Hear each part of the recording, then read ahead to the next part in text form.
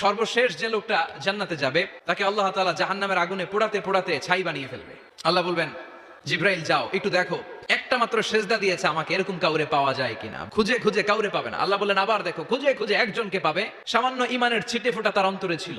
আল্লাহ বলবেন যেহেতু ছিটে ফোঁটা আছে, অনেক মায়ের খাইছে, ওকে বের করে জাহান্নাম থেকে বের করে একটা নির্ধারিত দূরত্বে রেখে দাও, রেখে দেওয়া হবে। কিন্তু জাহান্নামের আগুনের লেলিহান শিখাতে তার গা ঝলসে যাবে। সে আল্লাহর ডেকে বলবে, মাবুদ তোমার কাছে আমি কিছু চাই না, জাহান্নাম থেকে তুমি আমাকে বের করেছো, জীবন নদীর পানি তুমি আমার গায়ের মধ্যে ঢেলে দিয়েছো, আমি আবার সজীবতা ফিরে পেয়েছি, আমি তোমার কাছে জান্নাত চাই না, শুধু নিরাপদ একটা দূরত্বে আমাকে রেখে আসো যাতে জাহান্নামের আগুন আমারে কষ্ট দিতে না পারে।